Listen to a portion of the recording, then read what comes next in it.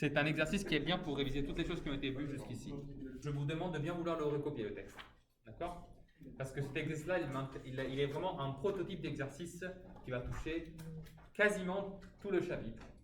Alors, ce que j'ai assuré ici, ce sont les informations qui m'intéressent le plus sur ce texte. D'accord? En particulier, j'ai souligné 500 €, qui est la somme que nous avons mise sur notre compte. J'ai souligné 4% qui sont les intérêts annuels. Et UN, c'est la valeur du capital après N années. UN, c'est la valeur du capital après N années. Première question qui n'est même pas écrite. À votre avis, c'est qui U0 du coup? Voilà. Bon, est-ce qu'on est tous bien d'accord là-dessus? Parce que quand je dis que j'ai placé le capital de 500 € sur ce compte, je n'ai pas spécifié à quelle année je le fais. Donc, ça veut dire que le début de l'exercice, ça va être le début du coup du décompte du temps. Donc déjà, je pense qu'on est tous d'accord sur le fait qu'on peut écrire U0 égale à 500. Et on va oublier pour le moment que c'est 500 €, on va juste écrire en valeur numérique. Hein. Donc on va juste écrire 500 et on est content comme ça. Très bien. Ensuite, on sait que ce compte-là, c'est un compte dont les intérêts s'élèvent à 4% par an. Donc évidemment, si c'est des intérêts, c'est des choses qui sont offertes, qui sont données aux détenteurs du compte. Et donc, si 500 € évolue de 4%, c'est 4% à la hausse. Est-ce que là-dessus, on est bien d'accord? Ce n'est pas des choses qui sont retirées, c'est des choses qui sont ajoutées au compte. OK.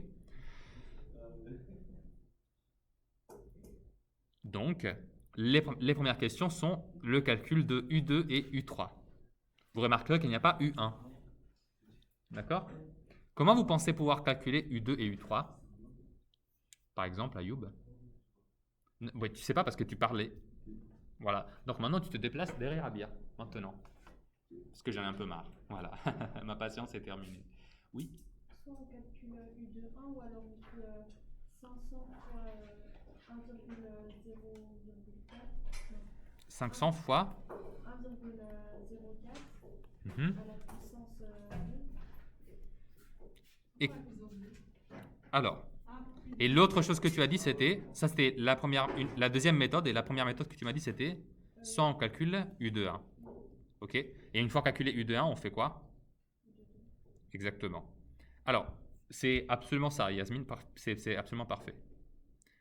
Petite chose, du coup, je crois qu'on a perdu d'autres personnes, parce que c'était très rapide et très bien dit, mais pas expliqué du coup, mais c'est normal, hein, c'est parfait comme ça. Est-ce que pour tout le monde est clair ce qu'elle a proposé? Puissance 2, c'est pour U2, monsieur. Alors, puissance 2, c'est pour U2, mais pourquoi 1,04? C'est ça qui me... Voilà. D'où elle a sorti 1,04? Enzo? Et toi, tu dis? Je n'ai pas entendu. La question, c'est pourquoi elle a dit 500 fois 1,04 puissance 2? D'où ça sort ce 1,04? Alors, c'est 4%, ce n'est pas une réponse... Alors, c'est vrai, mais ce n'est pas suffisant. Parce que si vous vous dites c'est 4%, moi, je peux aussi vous dire, oui, mais du coup, 0,96, c'est aussi une réduction de 4%. La chose qu'il faut dire très précisément, oui? C'est parce que c'est une augmentation de 4%. Alors, effectivement, ça, c'est une meilleure réponse, car une augmentation de 4%, ça se traduit en quoi? Ça veut dire que vous passez de 100% d'une quantité... Ah, mais ça, on peut mettre aussi 0,96 du coup. Non, attends. Ici, j'ai fait une augmentation, donc pas de réduction, d'accord? Écoute ça, Ayoub, parce que si tu n'avais pas écouté avant, au moins ici, tu es remis à niveau. Le 100%, il augmente de 4%. Donc, il devient... Ayoub? Exactement. Et du coup, Léa, si là j'ai 1 comme coefficient multiplicateur, là je passe à avoir... Léa? Voilà. Et du coup, quand votre camarade a dit 1,04 auparavant, elle l'avait sorti de là. OK? Alors, pourquoi après elle a fait au carré? Alors, parce que ce que nous on fait, une fois qu'on a compris que chaque année, du coup, notre capital va évoluer de 1,04. Ça, c'est déjà sûr et certain, et c'est une bonne chose, parce que c'est beaucoup. Je sais que ça peut vous paraître pas grand-chose, hein, mais c'est beaucoup, croyez-moi. Donc, maintenant que j'ai trouvé que ça fait 1,04, et encore une fois, ça c'est le coefficient multiplicateur qui vous donne le quantitatif de l'évolution tous les ans. Donc U1, je vais le calculer en faisant du coup 500 fois 1,04. Et ça donnera comme résultat, alors je ne le fais, je ne sais pas par cœur, hein, mais je peux le faire avec ma calculatrice. Alors, ça donne, tac, exactement 520. D'accord? Ça, c'est U1, encore une fois. OK? Et vous voyez, je suis passé de U0 à U1 en faisant quoi comme opération? G fois 1,04. Maintenant, comment je fais pour passer de U1 à U2? On fait la même chose. Et vous voyez, là, on est revenu à sa deuxième réponse. Quand ici, elle a dit U1, ben, en fait, elle avait dit du coup, calculons U1 et ensuite, on va obtenir U2 en répétant du coup le même procédé. Donc, on fait non plus 500, pardon, mais on fait 520 fois 1,04 une deuxième fois. Et vous voyez que ici, je suis toujours en train de faire la même opération, fois 1,04. Et donc, quand je fais 520 fois 1,04, ici, je fais du coup, vous pouvez juste marquer fois parce qu'il va récupérer le dernier résultat. Vous voyez, ANS, ça veut dire answer, ça veut dire réponse en anglais. Donc, ça fait 520 fois 1,04, ce qui nous donne 540,8. OK? Et une autre chose remarquable, c'est que si à la place d'effectuer tout ce procédé, hein, qui, encore une fois, c'est correct pour trouver U2, on avait plutôt choisi d'utiliser cette technique-là, eh bien, regardez ce qu'on aurait obtenu. On aurait fait 500 fois 1,04 à la puissance 2 et on aurait obtenu la même chose. Ce qui nous confirme que que l'autre méthode est aussi bonne que la première. D'accord? On trouve ici 540,8, ce qui correspond exactement à ce qu'on avait déjà trouvé auparavant. Oui, Mathieu? Pour la méthode que vous avez soulignée, laquelle? en vert, Oui, on a fait puissance 2, oui, et U2 directement. exactement. Et ça, c'est parce que elle a appliqué l'expression du terme général d'une suite géométrique. Il s'agit de la technique que vous avez trouvée dans la fiche de résumé qui se trouve juste là. Regardez ça. Pardon, ça c'est trop grand. Regardez ça, je disais. Qu'est-ce qui est marqué là-bas? C'est marqué UN égale U0 fois la raison à la puissance n. Alors ici, on a compris que dans notre suite, UN, bon, c'est UN. U0, c'était, vous l'avez dit, 500, on est d'accord? La raison, est-ce que vous l'avez comprise? Voilà. Et du coup, à côté de 1,04, je vais mettre la puissance, donc la puissance n. Alors, quand elle a voulu calculer U2, bah, on remplace n par 2 et on calcule du coup U2 et du coup, à la place de mettre n, on met n égale à 2. Et donc, on met 2. D'accord? C'est de là qu'elle l'a sorti. Voilà. OK. Maintenant qu'on a débuté l'exercice et que vous avez toutes les données dans votre main, je vous laisse répondre aux autres questions pendant quelques minutes. Et je tiens à vous préciser un truc. Essayez de le faire comme si vous étiez au contrôle. C'est-à-dire, faites des phrases. Par exemple, quand il dit « Quelle est la nature de la suite UN ?» vous ne dites pas juste la réponse. Dites « La suite est nanana ». S'il y a eu quelqu'un de très rapide, je vous écris une 6e question, d'accord? Exactement. Moi, je sais que U2 est égal à 540,8, si la mémoire est mon allié. Donc, U3, je peux l'obtenir très simplement en effectuant 540,8 multiplié fois 1,04. Autrement dit, je prends U2 et je multiplie fois 1,04, comme je suis habitué à faire, dans une suite, bon, vous l'aurez compris, géométrique. À chaque fois, j'ai multiplié. Donc, j'effectue cette multiplication et bon, je vais me servir d'une calculatrice tout de même. Donc, je fais, encore une fois, juste fois 1,04 égale à... Alors là, ça devient avec pas mal de virgules, mais écrivons-les. Ça fait 562,432. 432. D'accord?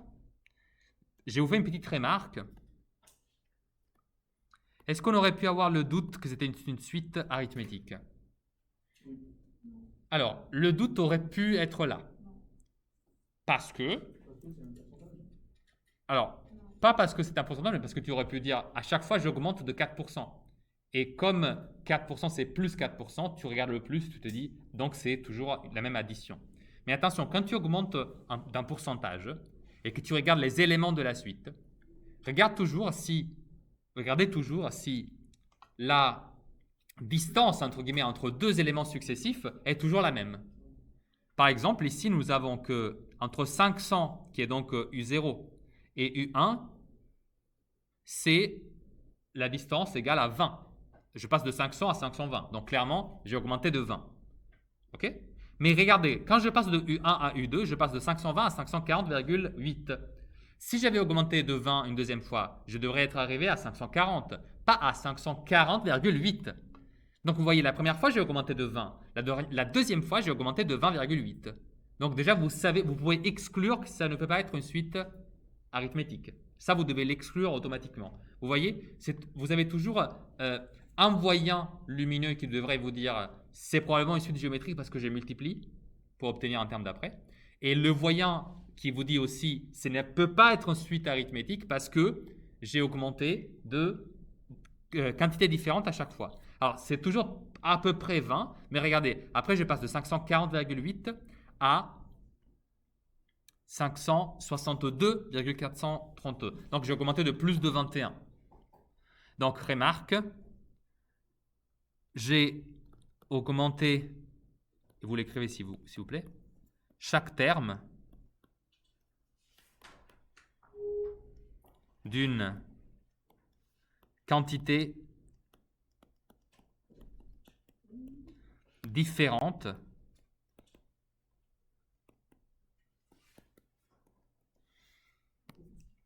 j'en déduis que UN n'est pas arithmétique.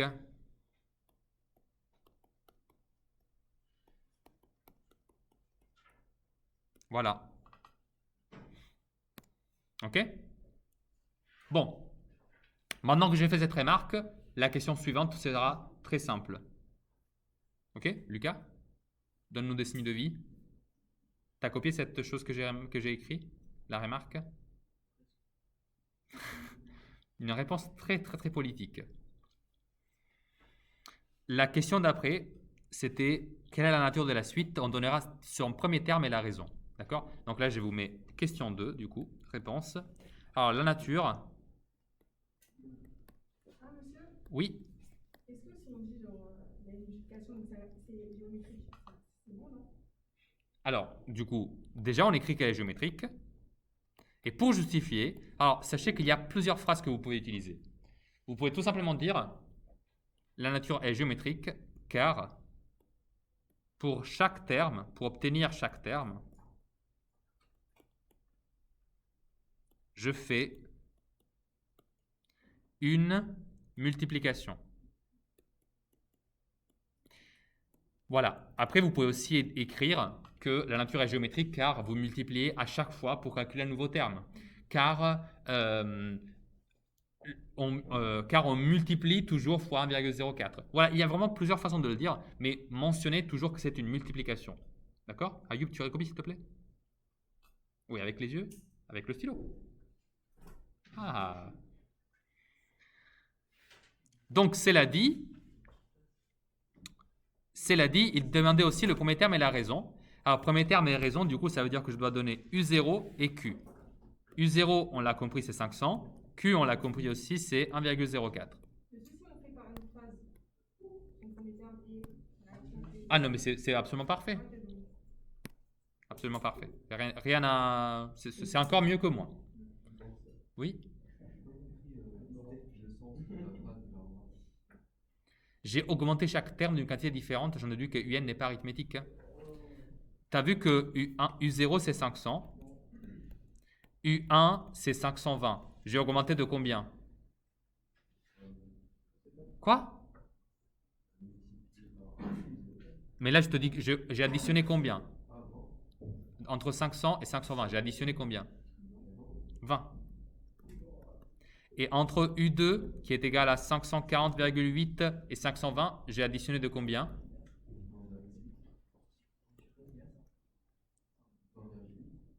20,8. Et entre U3 et U2, je suis à 562,432. Alors, je ne te demande pas de faire le calcul précis, mais c'est à peu près 21. Donc, j'ai augmenté chaque terme. Lis la phrase maintenant. J'ai augmenté chaque terme d'une quantité différente. 20, 20,8, 21 à peu près. J'en déduis que UN n'est pas arithmétique. Est-ce que tu as compris maintenant? Dans les suites arithmétiques, j'additionne, donc j'augmente chaque terme de la suite, toujours de la même quantité. Lucas Enzo, j'explique un truc à Mathieu. Est-ce que vous pouvez juste le respecter? Est-ce que c'est clair maintenant? Les quantités à chaque fois que je rajoute les petites briques 20, 20,8, 21 sont à chaque fois différentes. C'est pour ça que ça ne peut pas être arithmétique, parce que pour que ce soit arithmétique, ça aurait dû être toujours pareil. Ça, c'était la question 2. La question 3, exprimer UN plus 1 en fonction de UN. Un grand classique. Un grand classique. Et je vois encore des erreurs là-dessus. Je dois exprimer UN plus 1, ça c'était dans le texte, hein, en fonction de UN. Comment je l'interprète ça? Ça veut dire que je dois obtenir une égalité de la forme UN plus 1 égale quelque chose, et là-dedans, il doit y apparaître UN. Alors, la formule, Enzo la connaît par cœur, et c'est UN fois Q. Mais ça, c'est pas la réponse. Il faut l'appliquer, cette formule. Et quand on l'applique, ça donne, du coup, UN plus 1 égale, oui, Enzo? Oui. Exactement. C'est celle-ci la réponse, attention. Pas celle d'avant. Celle en vert que je suis en train de vous assurer là. Ok? Celle qui est écrite juste avant, c'est la formule que j'applique pour obtenir cette expression-là. Mais c'est la réponse à celle qui est en vert. Alors, si vous m'écrivez les deux, évidemment, ce n'est pas une erreur. Mais si vous m'écrivez seulement la première, vous aurez que moitié des points parce que vous m'avez juste montré que vous savez quelle est la formule, mais vous ne l'aurez pas appliquée. Des questions là-dessus? Non? Ok. La quatrième question, c'est donner la variation de la suite UN. Et donc ici, la question c'est, est-ce que la suite elle est croissante ou décroissante? Alors, à votre avis, regardez les premiers termes, vous pouvez facilement le déduire de là. Elle a l'air quand même de croître. Ok? Pensez toujours que quand on parle de la variation, vous allez à la viennoiserie et c'est soit croissant, soit décroissant. Donc, quand j'écris ici la réponse à ma question, la variation de cette suite est croissante. Ou vous pouvez aussi tout simplement dire la suite est croissante. Oui. Alors, dans la question ici, ne le demandez pas, mais je souhaiterais quand même le justifier. D'accord? On peut dire que UN, qui est donc le nom de la suite, est croissante. Pardon, j'ai mal écrit. Croissante. Car... Alors, comment je fais pour savoir si une suite géométrique, hein, elle est croissante ou décroissante? Il faut juste que vous regardiez la raison. La raison Q. Et il y a deux possibilités. Soit la raison Q, elle est supérieure à 1, soit elle est entre 0 et 1. Alors, quand elle est entre 0 et 1, la suite elle est décroissante. Quand la raison elle est supérieure à 1, alors la suite elle est croissante. Alors ici, nous sommes dans un cas où la suite où la raison, encore une fois, est supérieure à 1. Et pourquoi vous savez qu'elle est supérieure à 1? Parce que vous savez tout simplement que Q est égal à 1,04 et 1,04 est visiblement supérieur à 1. D'accord? Et ça suffit déjà pour justifier. D'accord?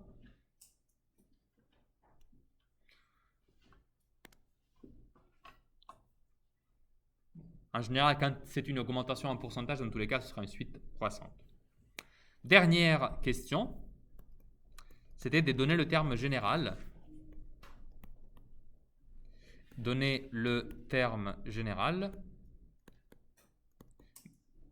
ou, et ça aurait été équivalent de le demander, c'était de exprimer UN en fonction de n. D'accord? Ces deux questions-là sont exactement la même. D'accord? C'est pareil. Et la réponse, du coup, c'est, eh bien, en fait, on l'a donné au tout début, quand on expliquait le texte de l'exercice. C'était grâce à l'aide de Yasmi qu'on a trouvé cette formule-là. C'était la formule suivante qu'on applique, un égale u0 fois la raison à la puissance n.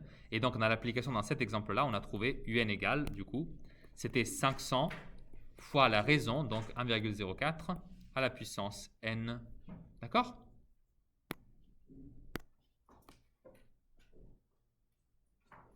À quelle année notre capital aura doublé de valeur? C'est une question intéressante parce que vous êtes sûrement au courant qu'il existe des produits financiers qui se vendent très souvent pour la naissance d'un enfant et qui sont donc nominatifs. Et c'est très souvent de l'argent que une personne de famille met dans un compte. Et après, au bout d'un certain nombre d'années, le capital aura doublé de valeur. Je ne sais pas si vous êtes au courant de ça. La seule condition, c'est que ce type de livret, c'est donc des livrets qui se ferment. Vous mettez l'argent.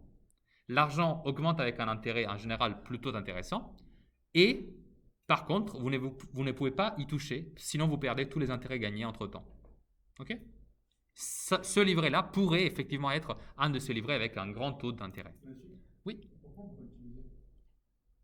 Parce que justement, la raison pour laquelle l'intérêt est très élevé, c'est que la banque est certaine que cet argent-là, toi, tu n'iras pas le demander à la banque. Et donc, la banque, elle peut s'en servir entre-temps pour faire tout ce qu'elle veut. Ce qui est intéressant. Donc, on disait, si on sait que la suite, en fait, elle s'exprime comme ça, 500 fois 1,04 à la puissance n. Ça veut dire que, très facilement, je peux calculer, par exemple, le dixième terme. Mais le dixième, le centième, le millième, je peux calculer tous les termes. Maintenant, c'est devenu facile parce que si je veux calculer n'importe quel terme, ici, j'ai mis 10, mais ça peut être n'importe quoi. Bah ici, je vais juste faire 1,04 à la puissance 10. Si je veux faire U20, je vais faire la même chose, 500 fois 1,04 à la puissance 20, et ainsi de suite. Donc la meilleure chose que vous pouvez faire, honnêtement, quand on vous pose ce type de questions, c'est d'aller tâtonner. Autrement dit, vous prenez votre calculatrice et vous commencez à écrire des valeurs pour essayer d'avoir une estimation de vers quel moment j'atteindrai le double de 500 €, donc 1000 €. Par exemple, je vais commencer par écrire 500 fois 1,04 à la puissance justement 10. Alors, je dis 10 parce que j'ai l'impression que ça peut être une bonne valeur pour commencer. Peut-être que ce ne sera pas assez. Si je fais ça, je trouve, regardez, c'est 740. Donc, vous voyez, ce n'est pas assez. Mais ça a quand même déjà augmenté pas mal. Alors, restons avec une autre valeur, par exemple. Donc là, je me marque juste pour moi, parce que sinon je vais oublier. Là, je me marque que ça, c'est à peu près 740, je dis, d'accord? C'est pas important d'avoir la valeur précise, c'est juste pour m'en souvenir. Ensuite, j'essaye avec la même chose, mais fois 20, donc à la puissance 20. 0,4 à la puissance 20. Encore une fois, je tâtonne. Regardez, là, c'est 1095. Donc, j'ai dépassé. Ça veut dire déjà qu'au bout de 20 ans, j'arrive à 1095. Mais moi, je veux savoir la première année à partir de laquelle je dépasse 1000 €. Alors du coup, maintenant, ça c'est simple. Juste, je vais diminuer jusqu'à ce que je ne trouve la première valeur où je passe au cap des 1000 €. Alors si je fais 500 fois 1,04 à la puissance 19, je trouve 1000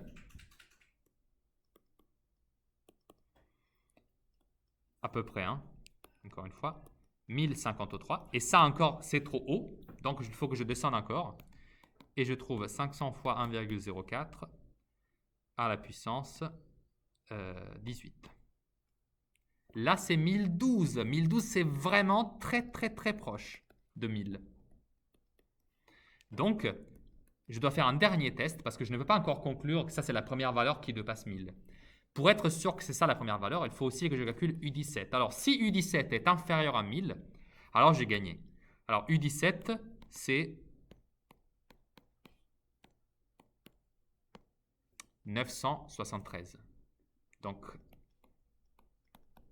comme on a ce résultat, je peux dire que du coup, le premier moment où la ligne des 1000 euros, elle est franchie, bah, c'est pile à ce moment-là.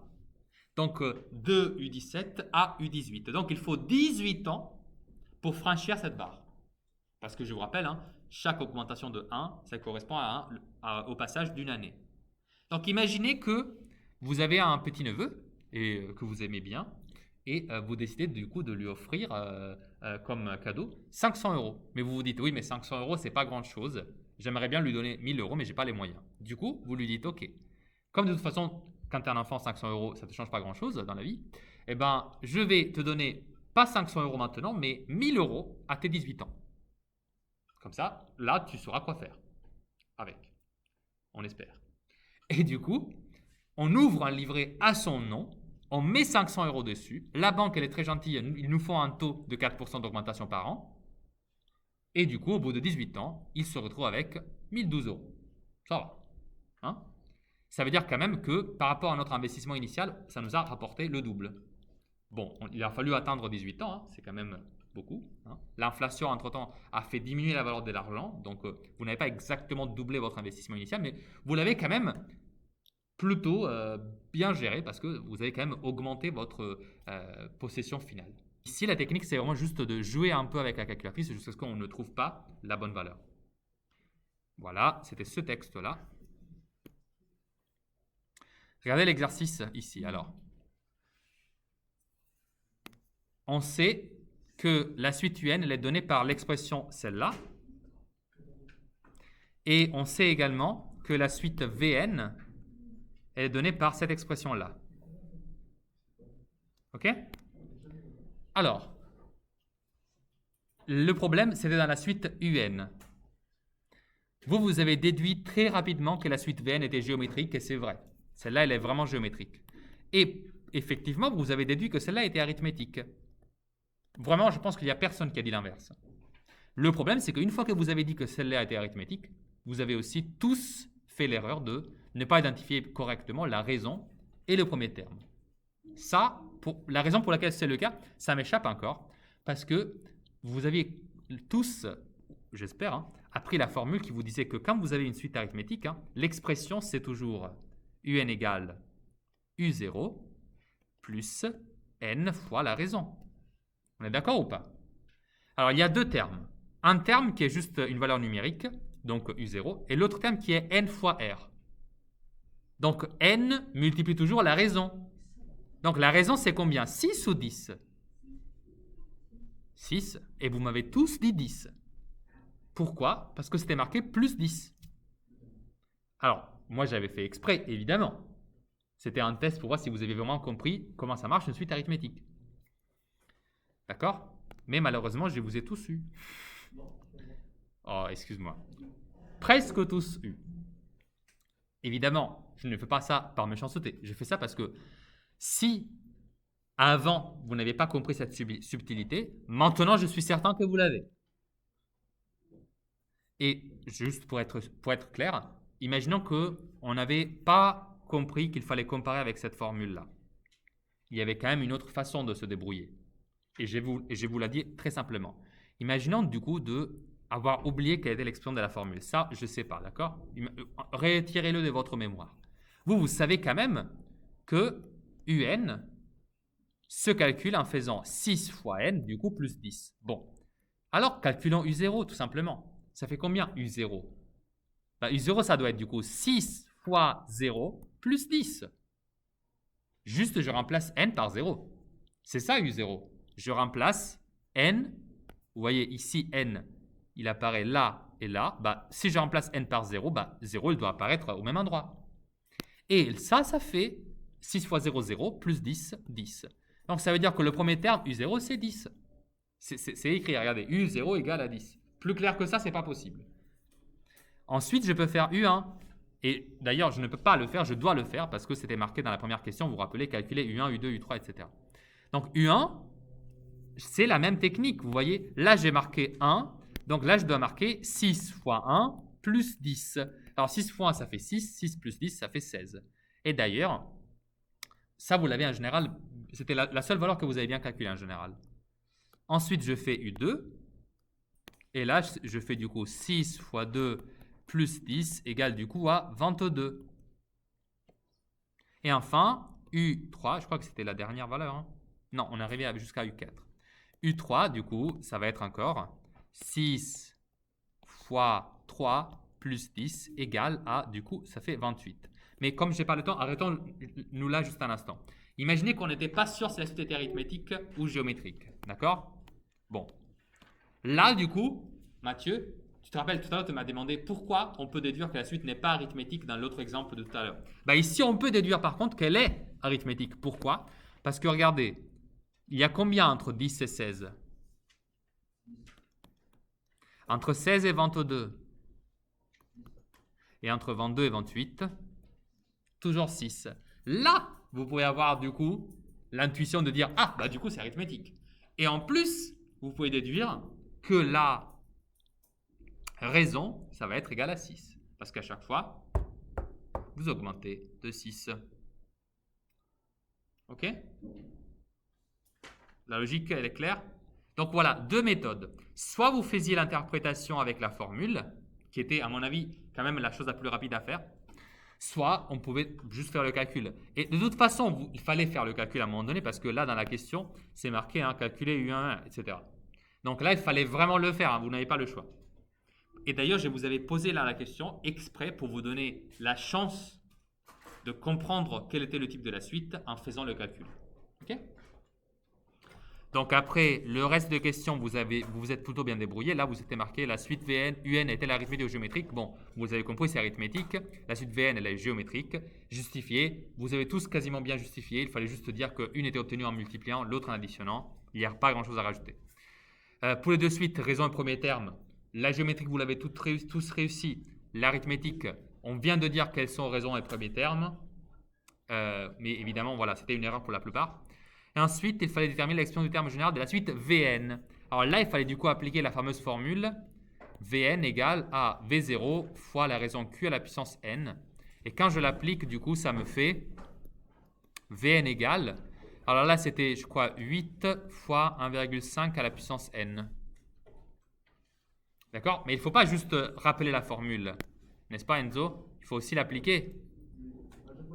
Je sais. J'étais écrit d'ailleurs, tu as fait la même erreur à 2 contrôles de suite. Ça peut arriver, mais bon, évitons le troisième contrôle. Enfin, pour 6, déterminer un plus 1 en fonction de un, c'était un plus 1 égale du coup à un plus la raison. Ici. Et la question, c'était une de ces questions à tâtonnement. Parce que regardez, lisez le texte. Les suites modélisent la vitesse moyenne. D'accord? Et il faut savoir laquelle de deux suites atteindra d'abord, en première, la vitesse de 100 mètres secondes. Donc, tout simplement, il fallait calculer les deux suites jusqu'à ce que vous ne dépassiez pas 100. Et la première des deux suites qui arrive à 100, bah juste, elle a gagné. Et ici, c'était la suite Vn qui était la plus rapide. Alors, je vous mettrai en ligne un exercice à faire pour la prochaine fois. Il va falloir le télécharger depuis l'espace adapté sur Pronote.